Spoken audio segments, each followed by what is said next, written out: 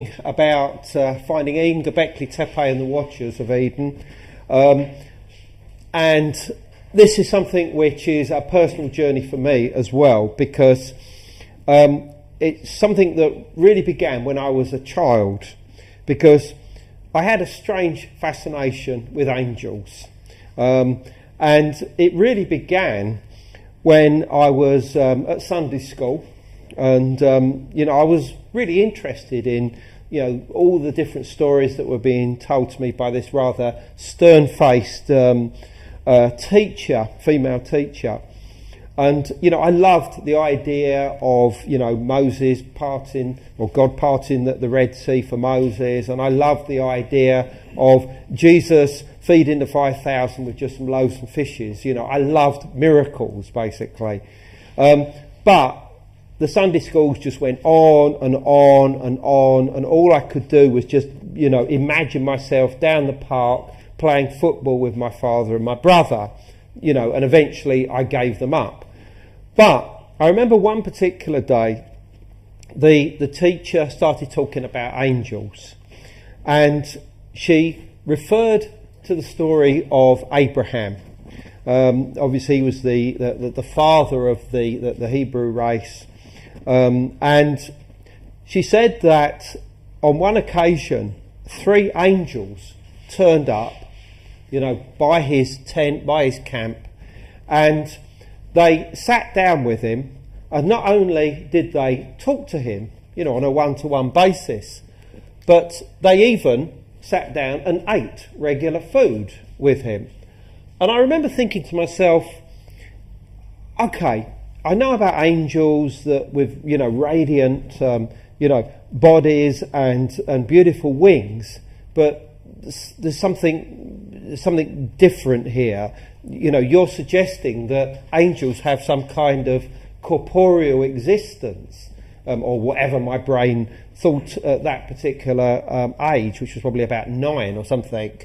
And this idea of communicating and being mates with angels, really appealed to me, and it actually stuck in my head right the way through till the time that I did this book, From the Ashes of Angels, that has already been mentioned here tonight.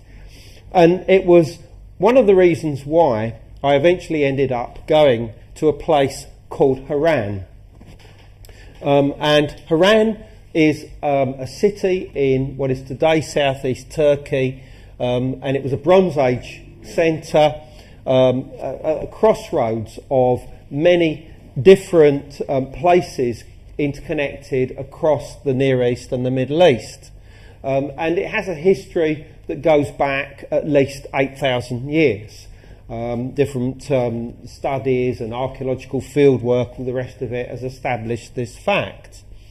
And it's a very interesting place, as you'll see, because firstly it was a place that the Mesopotamian civilizations, the Sumerians, the Akkadians, the Assyrians and the Babylonians frequented.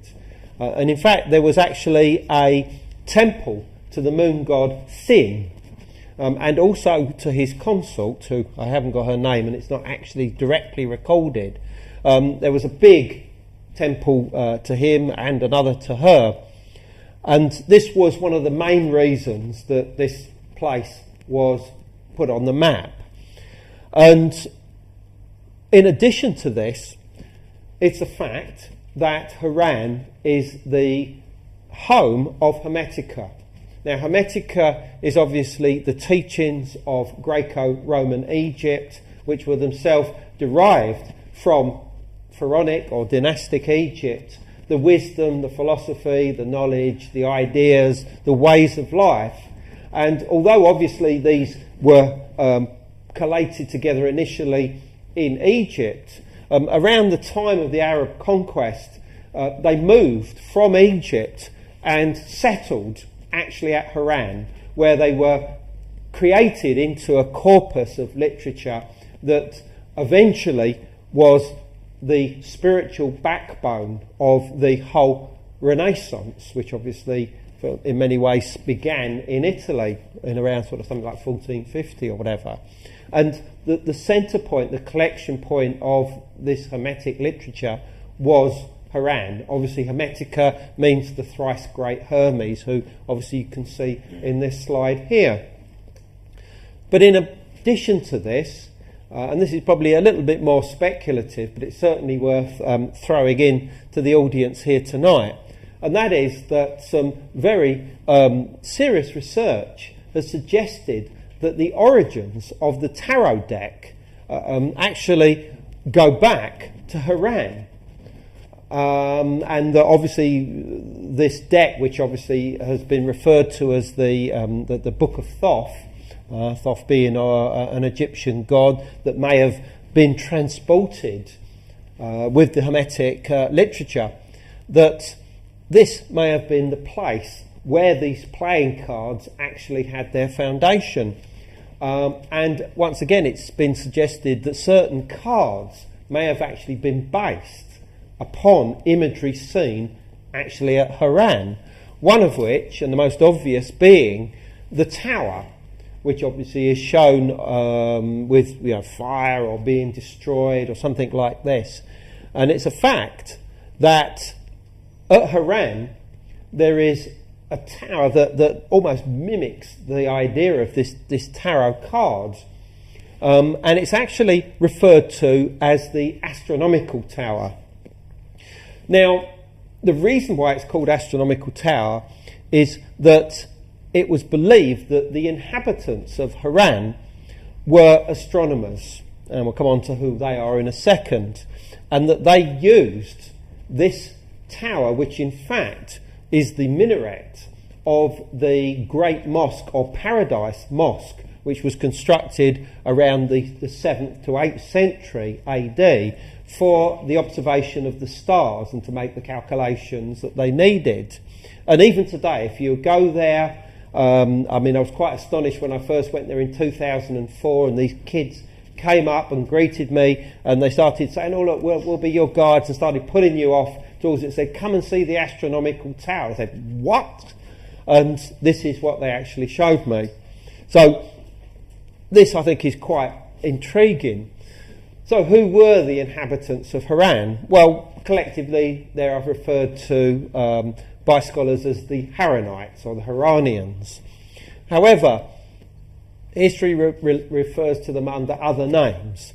They are known as the Sabians, which basically means star worshippers, and this was one of the names that was applied to them, or they applied themselves shortly after the time of the Arab conquest. It's a term that's also used by some of their descendants, the people who still exist today, mostly within the area of the Tigris river of Lower Iraq, and who are known as the Mandaeans or the Suba, and they also refer to themselves as the Sabians. And there's a relationship between the two.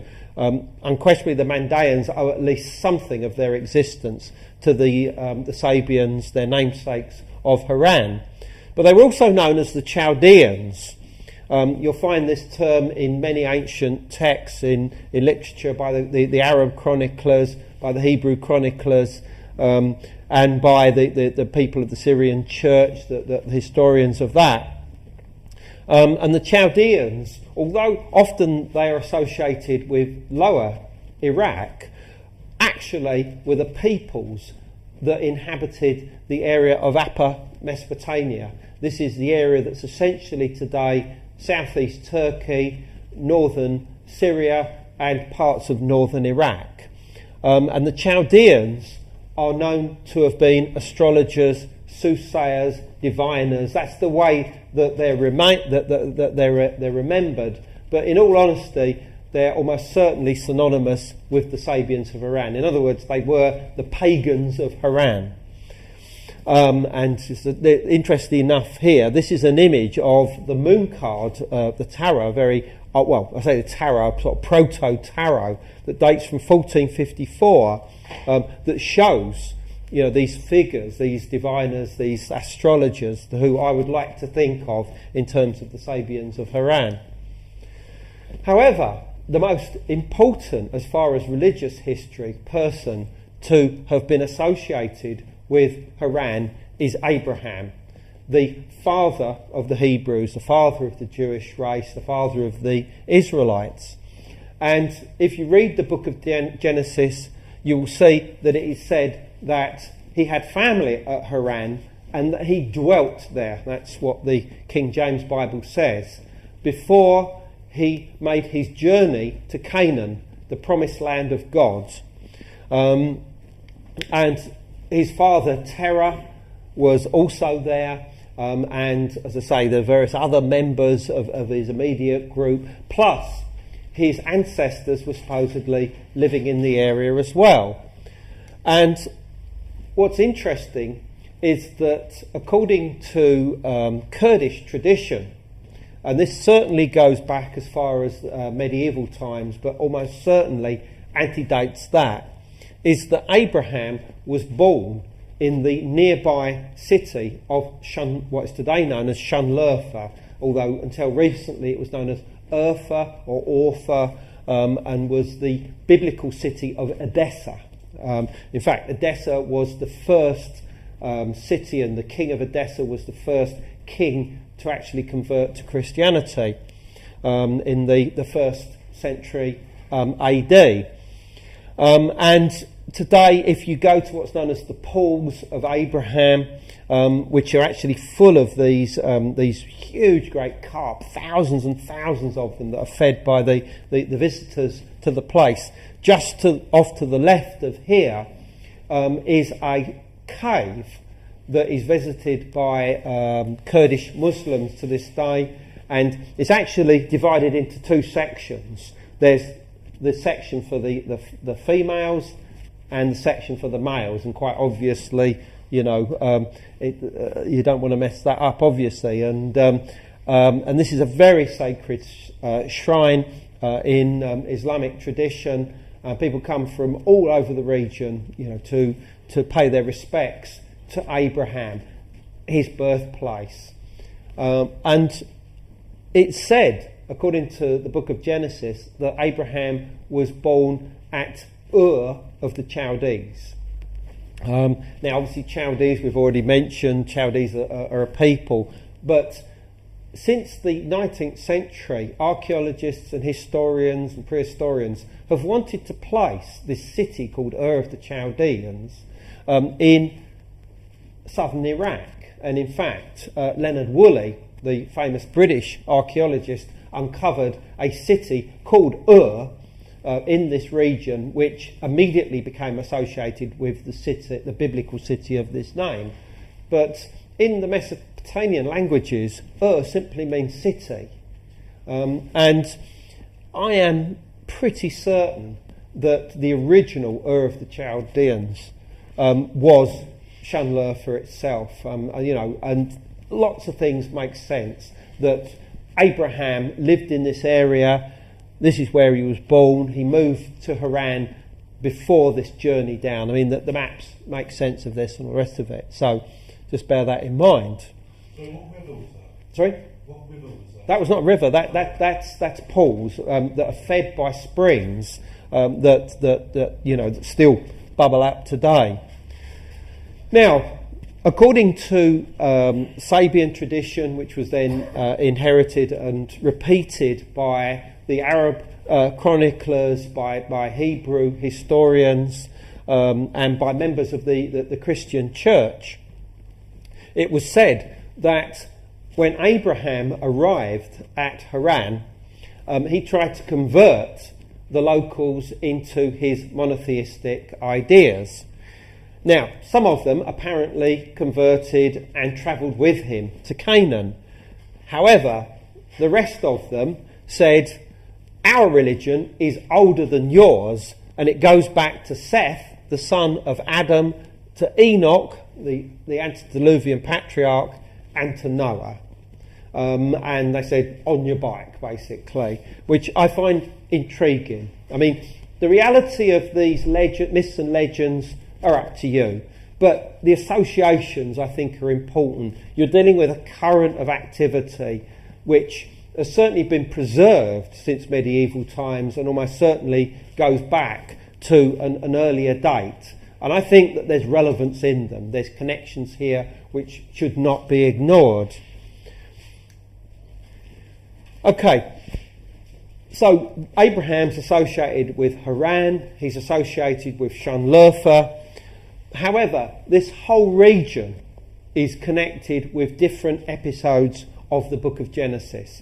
This is where the events of the book of Genesis were played out before Abraham's departure to Canaan. For instance, Noah is said to have landed in the ark with his family on a mountain to the northeast of Haran called Kudidar, which used to be called Mount Al-Judi. And you might be saying, well, hold on, I thought that it says in the Bible that that Noah and his family landed on Mount Ararat. No. This is a late tradition that was almost certainly political in its motivation, and it was actually achieved by the Armenian church in around the 5th century. Before this time, and in other traditions, in Muslim tradition, all Kurdish religions, amongst the Syrian church, who were almost certainly one of the oldest forms of Christianity, the landing place of Noah's Ark was Kudidar, and Ararat was only became the landing place after the Armenian church seized this tradition and pulled it into Armenia themselves. And the reason for this is that they hated the Syrian church, and that Kudidar was in Syrian territory, and they wanted to steal this idea away.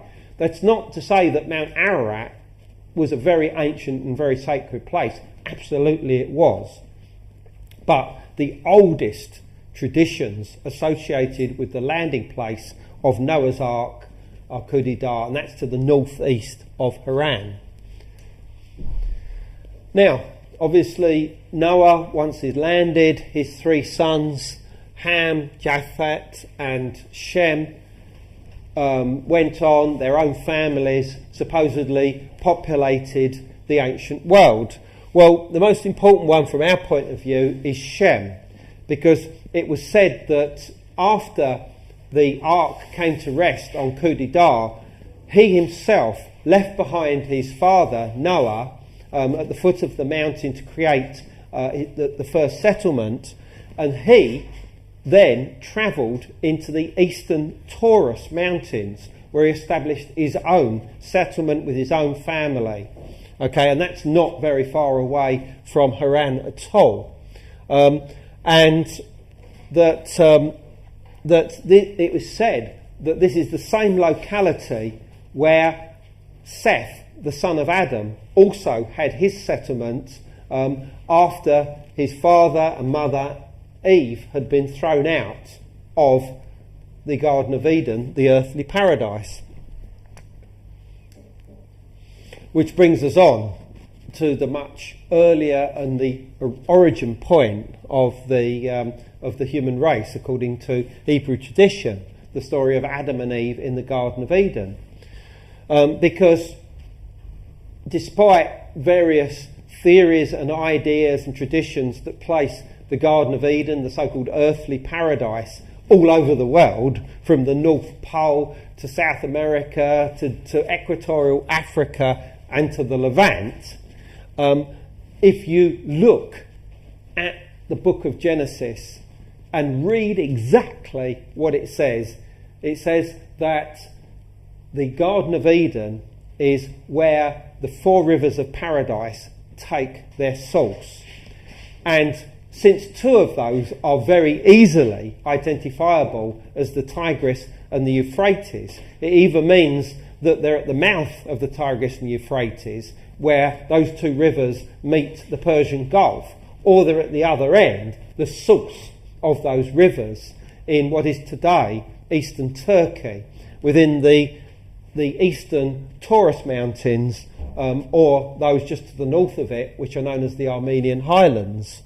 And the traditions in this area are certainly that this is where Adam and Eve were, this is where the Garden of Eden was. And in fact, in the book which is coming out next year, which I've written called Gobekli, Tepe, Genesis of the Gods, I will show that the tradition of the Garden of Eden being in this area was not just remembered in traditions within the Eastern Taurus Mountains, but that there was one particular monastery that actually believed that it was on the site of the Garden of Eden, and that they even had a piece of what they believed was the Tree of Life, and that they revered this in sacred ceremonies right the way through until the Armenian genocide of 1915, when the whole thing was destroyed.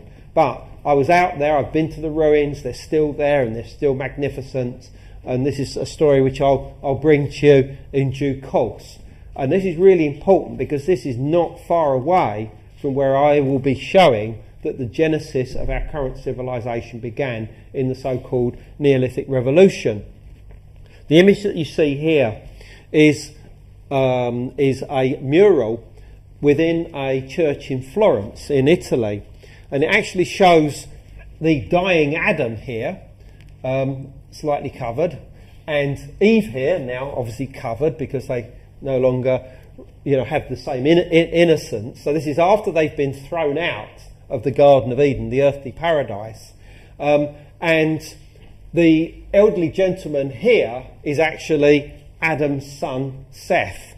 And this is the story which again becomes very crucial in the book that I've done, relating to the placement of the Garden of Eden and the fact that Seth decides with his mother Eve that they will try and keep alive their father by going back to the garden and having a chat with the angels that actually guard it, who is this guy here, who in many accounts is the Archangel Michael. There's Seth there having a chat with him to see if he can get some of this stuff called the oil of mercy that drips, that oozes out of the Tree of Life itself, that quite obviously grows within the Garden of Eden, the earthly paradise, which is now out of bounds to humanity. You can't get there anymore. No one can get there. No human being has been there since Adam and Eve were chucked out. So he goes to the angel on the gate and says, look, I know we're not allowed in there, but could you just sort of go over and get some of the oil of mercy so that we can give this to our father and keep him alive, because this brings immortality. The oil of mercy brings immortality. And Michael, as I said in many of the accounts, said, on your bike. But what I will give you is these shoots from the Tree of Life, which you can plant and they'll grow into a tree and you can do what you like with them. So this forms the earthly Tree of Life, which is different to the heavenly Tree of Life. But again, that's a story I won't go into tonight, but that's a really, really interesting tradition which I can tell you about sometime. So, as I mentioned before, the Garden of Eden, the terrestrial or earthly paradise, was said to be where the 4 rivers of paradise took their course. Well, 2 of them I've mentioned already, the Tigris and the Euphrates. The other 2 are a matter of debate, but one of them is almost certainly the Arxes. The Arxes River flows eastward into the Caspian Sea and rises in the Armenian highlands, very close to some of the main sources of the Euphrates River. The 4th one is much more speculation. In my book, From the Ashes of Angels, and also in Gods of Eden, and in the new book, I essentially associate with the Great Azab River that rises just to the south of a major inland sea in this area known as Lake Van. However, there is some traditions which I've uncovered which suggest that it actually rises at the same spot that the Artsis River rises and actually flows to the west. And this is really interesting because it then places 3 out of 4 of the rivers of paradise rising almost at the same spot. That's intriguing, and that's within the Armenian highlands. And there seems to be absolutely no doubt in my mind that the area of Eden or the terrestrial paradise is in eastern Turkey. It is nowhere else, because the book of Genesis, the very start point of any search, any quest to find it, states that fact. So, if you're looking for it in Antarctica or equatorial Africa, where is the evidence? Because the evidence clearly says that 2 out of 4 of those rivers are the Euphrates and the Tigris. So if your chosen selection for Eden is not on that river, it can't be real. I'm sorry. There are other biblical connections with this region. We've already talked about Shanlurfa, the city, beautiful ancient city, and tradition suggests that this was founded by the antediluvian patriarch Enoch, one of the descendants of Shem. However, that's not the only tradition. Others suggest it was built by Nimrod, the great hunter who built the Tower of Babel. Now, it's not suggested that the Tower of Babel was constructed at Shanlurfa, but there is definite connections of Nimrod with Shanlurfa and that region. There's lots of stories connected with him. And what's interesting also is that Nimrod is associated with the story of Abraham. There's some weird tales connected with battles and fights going on, that Abraham was going to be put to death by Nimrod, and God intervened and changed the fire that was about to engulf Abraham as he was put on this funeral pyre, and they became fish, and those fish became the carp in the pools of Abraham that you see today. Very, very strange story, but the connections are there again, strongly associating the book of Genesis and its original account with this area. Now, there's something else which I'll just mention just for completeness, and I'll come back to this. There's also a story that it was founded by somebody called Orhai, which is basically a play on the name Orha or Urha, which is the name of the city anyway, who was the son of Hiwa, and that means serpent, the son of the serpent, but I'll come back to that one. Just for completeness, I mention all this. Right, and Haran, which is only a short distance, I can't remember the exact kilometres or miles at the moment, so I won't get it wrong, but only a short distance. It's about 20 minutes drive, essentially, from Shanlurfa. There are more biblical connections here, because although Haran itself only dates back to around 8,000 years, it is thought that the original inhabitants came from a nearby occupational mound or tell, which had been occupied for the previous 2,000 years before that. In other words, it goes back to 10,000 years. And this tell, which is not necessarily the one I took a picture of here just a couple of weeks ago, but it's in exactly the direction when you stand at Haran and you take a picture towards the southeast. There's one occupational tell there which looks as if it's probably not been excavated. And what are these tells? Basically, they're the build-up of human occupation over a very long period of time, possibly hundreds if not thousands of years, and they eventually form these obvious mounds like this that are treasure troves to archaeologists, because they just dig down all the different layers, possibly 20, 30 layers of activity. And that's one of them that you can see from Haran's own occupational mound. But somewhere in that area, looking out over the Syrian border, by the way, which is only about 5 or so miles from Haran to the south. In fact, I've got a picture here of it. That's Haran from Google Earth. And this is the rough position of this location I'm going to talk to you about, which is Tel Idris. Now, Idris is the Arabic name for Enoch. So basically this is the mound or hill of Enoch. And this not only associates Haran with this antediluvian patriarch who's also connected with Shamlerfa, but Enoch was the writer of one of the strangest religious texts of all time, and that's the Book of Enoch, which obviously many of you will know. It was first translated into English at the beginning of the 19th century, having been found in Abyssinia, what is today Ethiopia, by James Bruce, the Scotsman.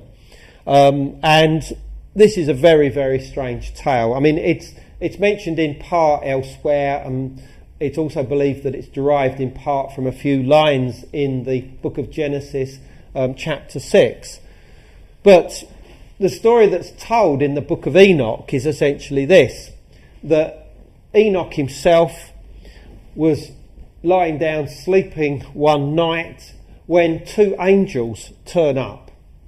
And they are given the name watchers. Well, in fact, the Hebrew term is irin, basically means those who watch, or in English, watchers. And they basically say to him, look, fancy a ride to the seven heavens? And he said, yeah, all right then.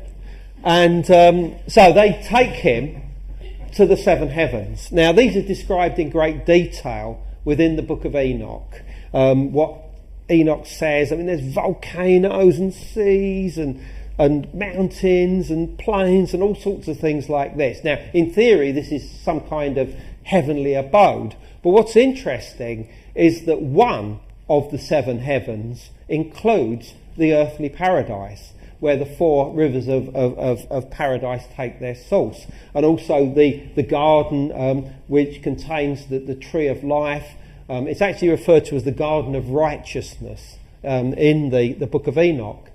And bearing in mind that this garden is tended over by angels, they're the ones that look after it and guard it against us humans getting back in there, basically. And in another one of the seven heavens, which is clearly not unconnected with the rest of them, is the abode of the angels.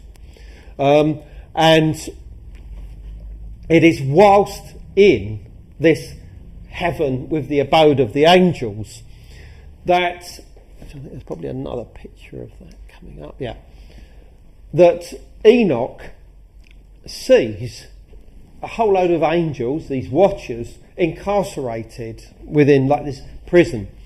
And he says to his guides, who include the most obvious archangels, Gabriel and Raphael and the names of which are so familiar to us today. And he says, what have they done to deserve that? And he's told that they have transgressed the laws of heaven, because 200 of their number decided that they would descend down amongst mortal kind, and the implication is that they've descended down onto the top of a mountain and then gone onto the plains below, where they have taken mortal wives. But worse than this, they've revealed to them the arts and sciences of heaven. And in the book of Enoch, it lists long lists of these heinous crimes that these watchers, these rebel watchers as they're known, have actually committed.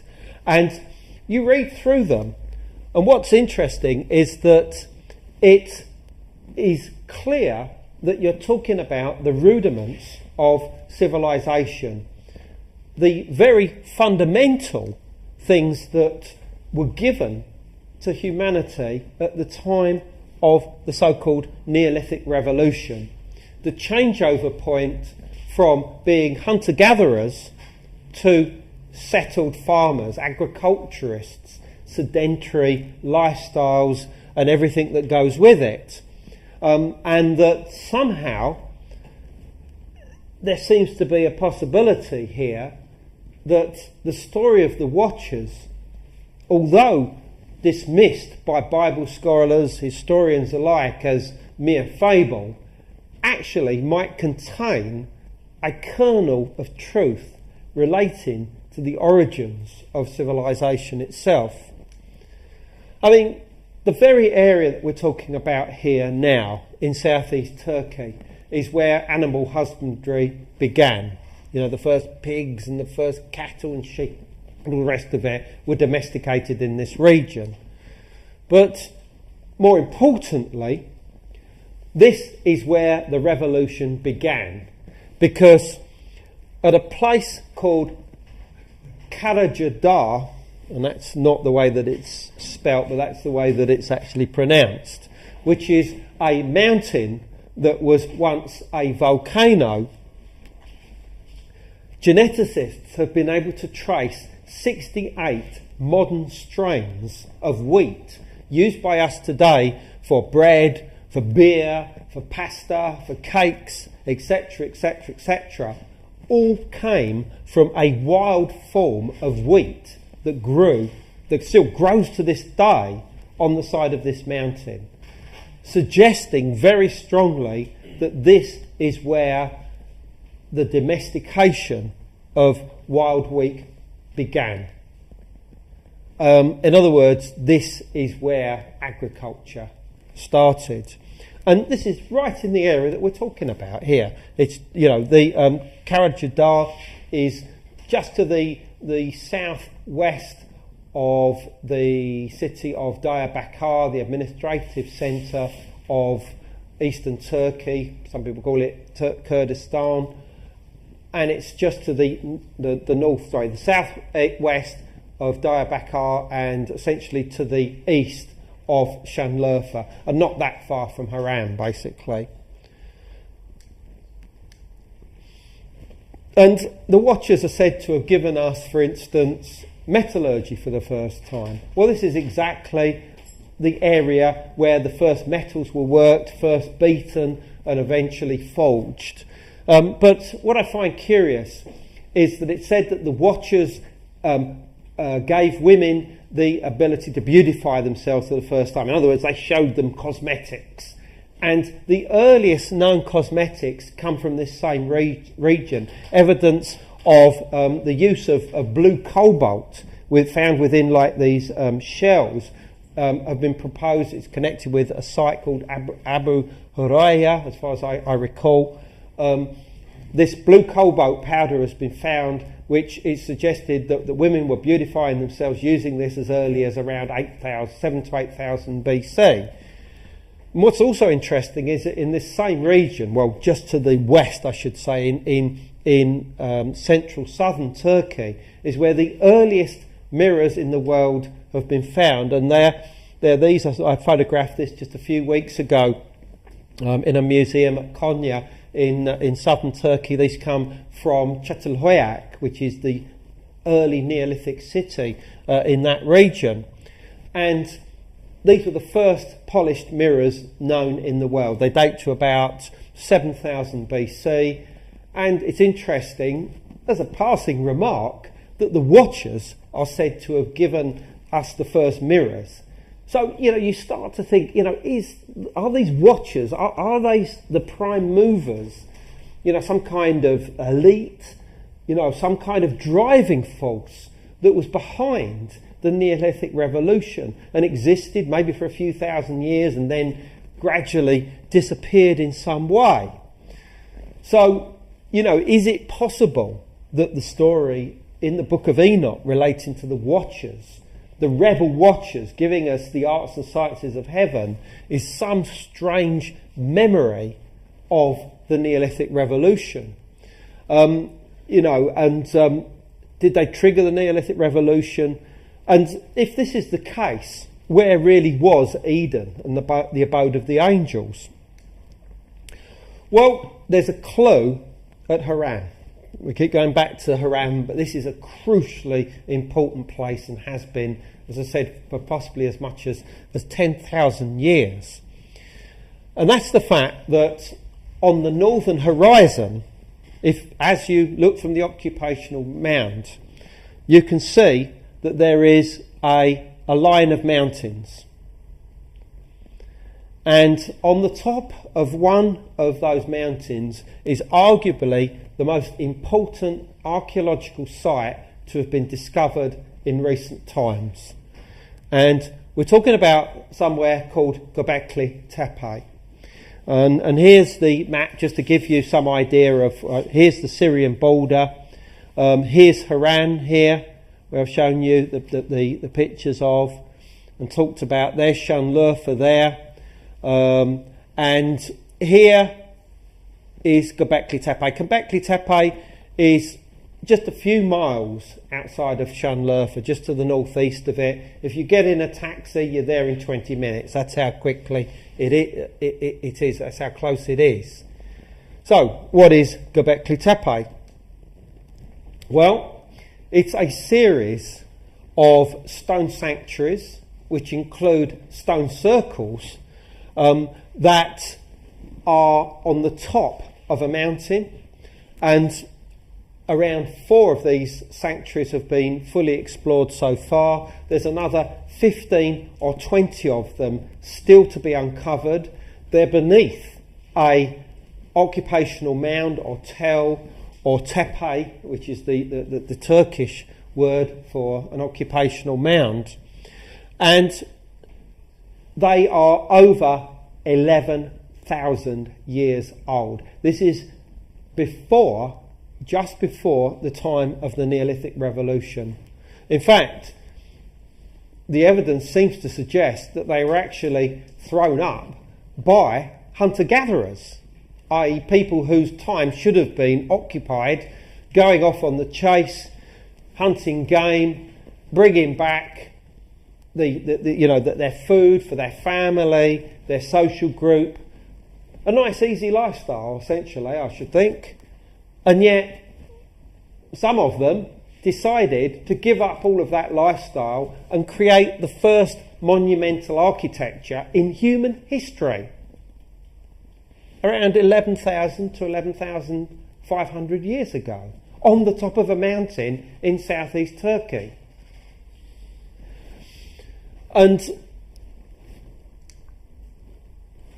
the forward-thinking archaeologist who uncovered this site for the first time in the mid-1990s, Professor Klaus Schmidt of the German Archaeological Institute, he has basically turned on the head the whole concept of the Neolithic Revolution. Until recently, it was believed that the invention of agriculture and the settled lifestyle that brought allowed us enough time to think about the life and universe and about religion and who we are and where we go in death. And that in turn led to the construction of the first temples and the infrastructure around temples that created the first cities and led to civilization. This was Gordon Childe in the 1930s, the prehistorian who came up with these ideas. He called it the Neolithic Revolution. But that's now been shown to be totally incorrect. In fact, there was a New Scientist article just a couple of weeks ago emphasising this, that Smith turned everything on his head, because what he said is that the temples came first and the infrastructure around the hundreds and thousands of people involved in their manufacture, their construction, their maintenance, their management, plus the countless pilgrims that are now believed to have visited locations such as Gobekli Tepe, necessitated a complete change, a complete evolution in lifestyle, because it was a case of, how are we going to feed all these people?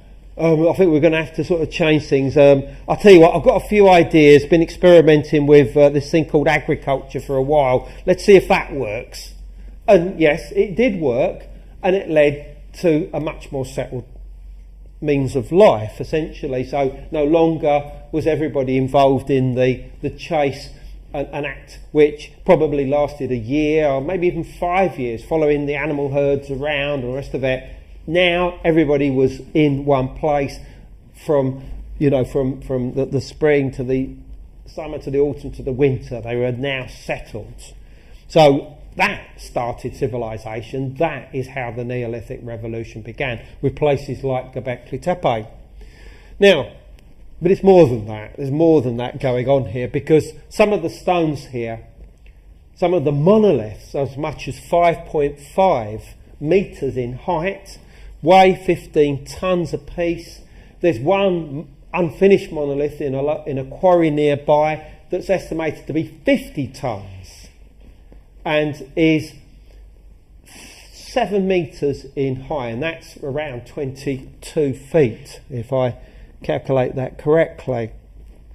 And yet these are not roof supports or something like that. They are statues, because you can see that they have actually arms coming down, these long stretched arms that finish in hands. And here's an example of one of them.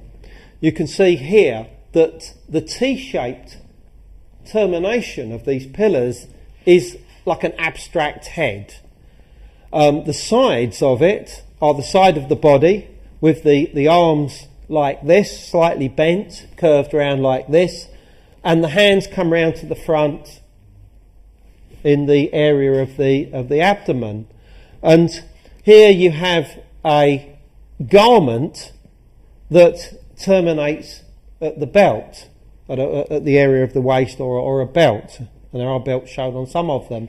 And here you have a V collar here, which is quite clearly using the force of gravity to hold something. It's like some kind of emblem of office, maybe almost like a mayor would wear, some kind of something that would distinguish him. And on a number of these V shapes, there are actually little emblems on them, like bull's heads, Bucrania, or a solar disc with a little crescent moon around it, or something like this. Clearly these are either glyphs or just symbols of recognition. So these are statues. They're not pillars, they're statues. And do they represent, as Professor Klaus Schmidt says, the first gods, divinities, the divine ancestors? Maybe one of these, maybe all of them. Here's just a little bit of detail here. Here's the hands meeting round here. Here's a belt buckle. This is clearly a belt buckle design. And there are glyphs, unquestionable glyphs. Even the archaeologists accept that these are in the style of ancient Egyptian or Mayan glyphs. And one of the main ones is like this H symbol. But we won't go into this today, because that is the lecture that I did last week. So these represent beings. Are they the first gods? If they are the first gods, are they connected with the story that we're telling here? Yes, these were constructed just before the Neolithic revolution, but is this part of a continuing tradition? Maybe these represent the founders of this culture that created Gobekli Tepe, and maybe other similar monuments that may have once existed in this area. Well, this is Professor Klaus Schmidt with some geezer next to him. The interesting thing about Klaus Schmidt is he's a very forward-thinking man, and he's quite happy to associate the builders of Gobekli Tepe with mythological stories of the past. For instance, he suggests that it may well be the case that Gobekli Tepe and the mountain on which it's placed was remembered and passed down from one generation to the next until it eventually found its way into Sumerian tradition and became the sacred Duku mound, the mound of creation, which is also known as Dilmun, the area, this mound or sacred mountain of Dilmun, also known as Karsag, which was considered to be the place of the gods, where the gods lived before they came down to help humanity create the first cities. This is what Sumerian, Akkadian, Assyrian and Babylonian mythology tells us. And these gods were known as the Anuna or the Anunnaki. And Schmidt is willing and has put this in his book, which is a pretty scholarly book, to accept that the builders, the Gobekli builders, may well have been the original source behind the Anunnaki. And that's great, because that's exactly what I said before the discovery of Gobekli Tepe in From the Ashes of Angels back in 1996, which was weird because I was writing that book in 1994 and 1995, the exact time that Klaus Schmidt was putting the spade into the earth for the first time at Gobekli Tepe. Nicely, weirdly fortuitous. So, but he goes further than that, because in an article that appeared in 2007, he did actually link the Garden of Eden with Gobekli Tepe. Now, he later withdrew those statements, and they were actually recorded by a British journalist by the name of Sean Thomas, who writes under the nom de plume Tom Knox. And he wrote a book called Genesis Secret, which was a very gruesome novel that came out a few years ago. And it was me who actually gave Sean Thomas the directions to get to Gobekli Tepe. And when I actually met Klaus Schmidt last year for the first time, I actually apologised to him for introducing him to Sean Thomas, because Sean Thomas's article, which basically said that Schmidt says this is the Garden of Eden, caused Schmidt a lot of problems. In fact, there were even suggestions that the concession to dig there was even going to be taken away from them, which is one of the reasons why he's withdrawn away from that idea. And yet the link was made, and it made other people think, yes, just maybe this is the original place of the Garden of Eden.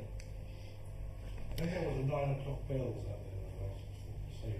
So Right. Okay. Is that good or is that bad? depends how much oil you got. Right. Well, I'll a little bit to go. Anyway, Eden itself, as I said, is probably a little bit further north. Gobekli Tepe is here. The main area of the Garden of Eden, the terrestrial paradise, is where all these rivers come together here. Here's Lake Van, the big inland sea. However, this is one of the pillars at Gobekli Tepe. It shows a vulture. The vulture is the primary symbol of death and rebirth in the early Neolithic. And there's a lot of suggestion that shamanism was important at these places like Gobekli Tepe, and that vulture shamans may well have played a role. Why was vulture so important? Because of the act of excarnation. This is the placement of bodies to be disfleshed on the top of these towers, which later tradition amongst the Zoroastrians and the Parsi referred to as towers of silence. And in fact, the Zoroastrian tradition almost certainly goes back to the Neolithic. The Zoroastrians obviously being in Persia and eventually through the Parsis into India.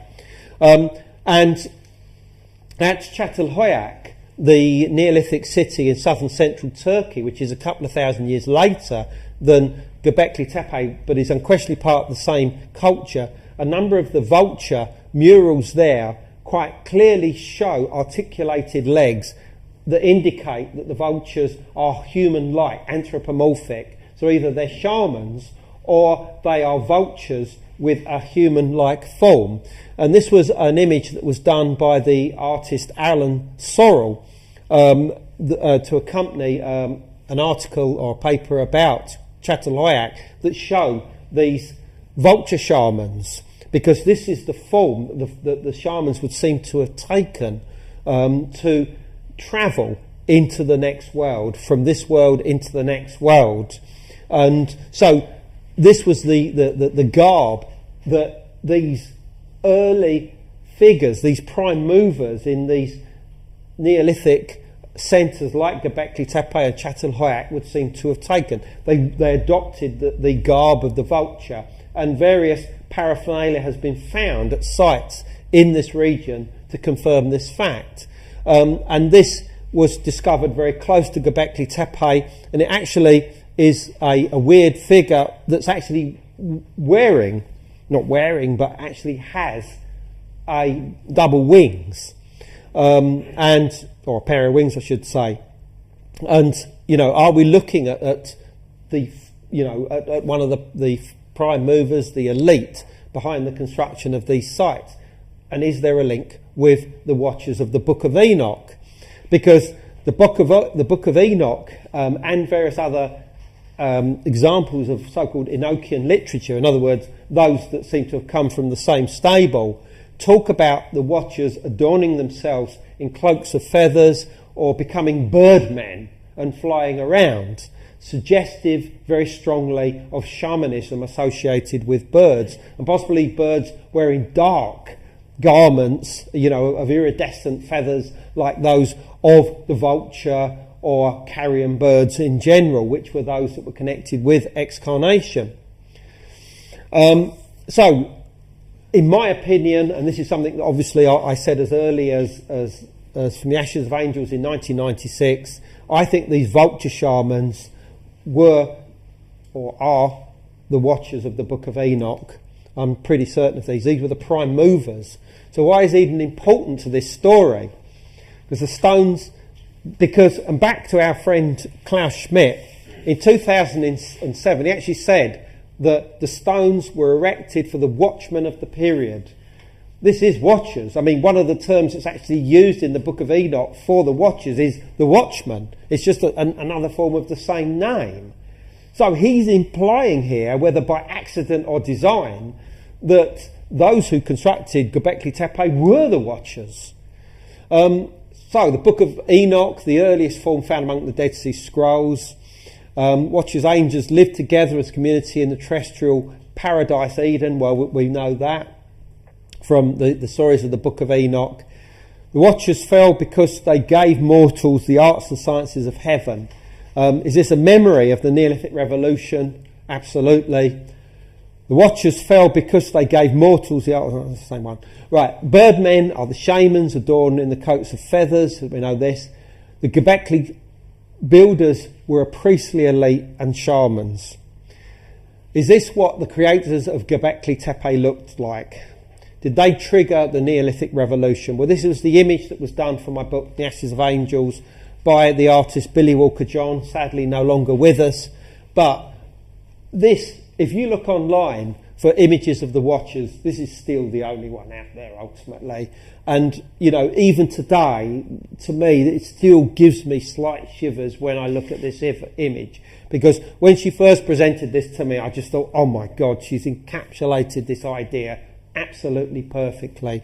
The Watchers were described as extremely tall, like trees, this white skin, elongated faces described as visages like vipers, and wearing these bird garments. To me that absolutely encapsulates it. Come on to that.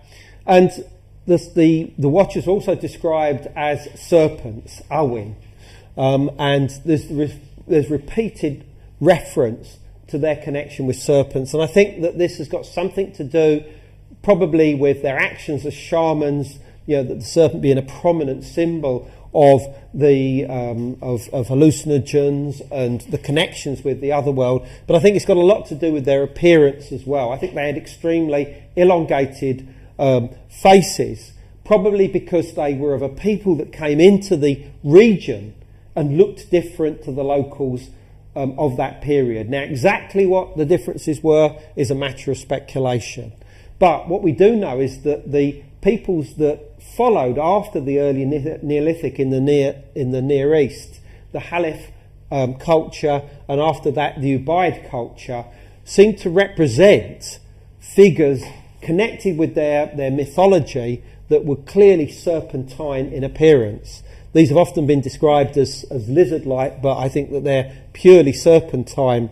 And these were placed in the graves of Ubaid burials from around 4000 BC. And I think that, these perfectly encapsulate these idea of these ancestors or gods, having this serpentine appearance. And one thing I've probably not mentioned here is that this connection between Llanlöfr and the idea that it was founded by a son of a serpent is some memory of this same tradition, particularly as a settlement of the same culture from Gobekli Tepe has been uncovered in Llanlöfr, right in the oldest part of the city, right next to the pools of Abraham. That's really interesting. So, were these original Gobekli builders not just the Watchers but also the Anunnaki? Absolutely, I'm sure of this. And there are a lot of traditions within Sumerian myth that the gods came from the north, from a mountain, as I said, called Dilmun or Duku.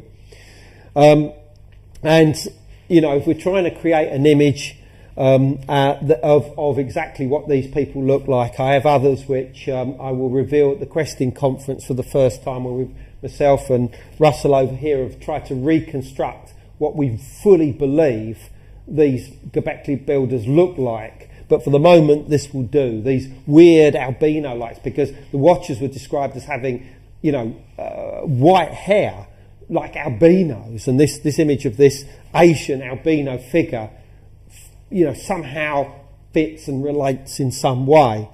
So did the architects of Gobekli Tepe look a little bit like this? The answer is yes. But where did the Gobekli builders actually come from? Well, I don't believe that it was the area of the Near East. I think that they came from much further afield. And I've made some suggestions here: Siberia, Northern Europe, Africa, Southeast Asia. And in my earlier books, I talked about them possibly coming from Egypt. I realise that that's now just a small part of the picture, and that the prime movers probably came from another part of the ancient world. But that's something that I will reveal at the Origins 2013 conference on the 16th of November for the first time. I'm not going to go into that tonight. But why did these people come into the area of the Near East? What was going on? Well, in 10,900 BC, there was a major catastrophe in this world. It involved almost certainly a comet impact.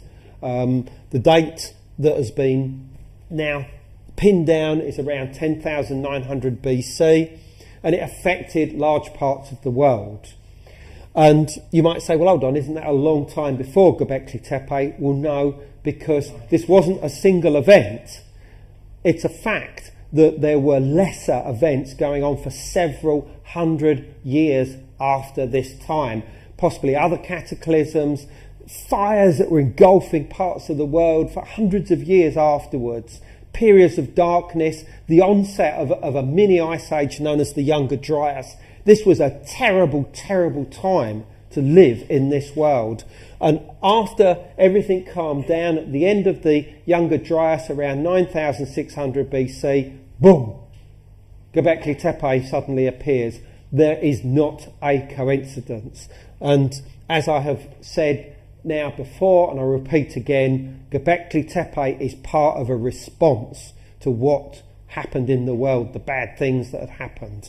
That's why the first monumental architecture in history is suddenly thrown up. And I don't think it's going to turn out to be the last either. I think you'll probably find that in other parts of the world, similar structures appeared around this same time. And this is one of the reasons why there was a lot of migrations and movements of peoples going on in the world, because people were being displaced from their own territories and moving into new lands and taking over control of what was going on. And I think that's where our vulture shamans, our watchers, our Anunnaki come into the picture. They weren't indigenous to the area. Those that built Gobekli Tepe were indigenous, I think, but they were given a helping hand by some kind of elite that came into the area. This just shows the layer, the so-called oscillo horizon of thick ash, 20 centimetres thick, that's been found all over the world corresponding to the date of around 10,900 BC. And this impact also affected the Near East. Evidence of it has been found at a site called Abu Huraya, which is just a few hundred miles from Gobekli Tepe. And there are even legends of a catastrophe in the area of Gobekli Tepe, which I bring out in the book about Gobekli Tepe. So, you know, all of this comes together in that. But there are further links between the Watchers and the site that we originally started with, Haran. And one of the other books to talk about the story of the Watchers is the Book of Jubilees. Dates to a similar period of time, also found amongst the Dead Sea Scrolls.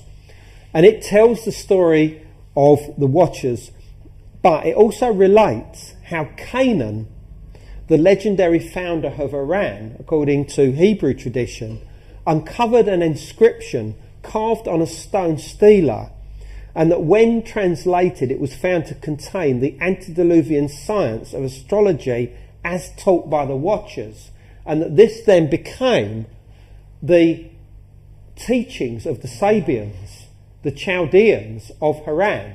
So basically what they're saying is they found this stone stela that revealed it. Now, Gobekli Tepe, the stones there are all very much associated with astronomy and all the rest of it. Now, Canaan's father was a guy called, let's see if we can pronounce this, Arphaxad. Yeah, the father of Canaan was seen as the progenitor of the Chaldeans, i.e. the Sabians, the star worshippers of Haran, which is, you know, another link with the place. So did that knowledge come from Gobekli Tepe? Well, I think the answer is going to be yes. Were the Watchers the first gods of Gobekli Tepe who revealed to mortal kind the arts and science of heaven? Absolutely yes. Are they represented by the T-shaped pillars at Gobekli Tepe? Yes. So that's about it. Coming soon, Gobekli Tepe, Genesis of the Gods, my new book, out beginning of next year, 2014.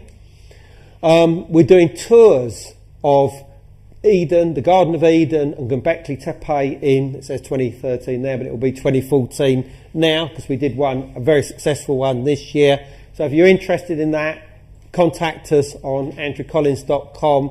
And that was the one that we did this year. And if you like what you hear tonight, come to the Origins 2013 conference, Steiner House, London, November 16th, and you'll hear from myself on the subject, from Graham Hancock, Robert Bouval, Hugh Newman, Caroline Wise, and many other activities going on as well. So we'll see you there if you can come. So with that, I'll say thank you very much.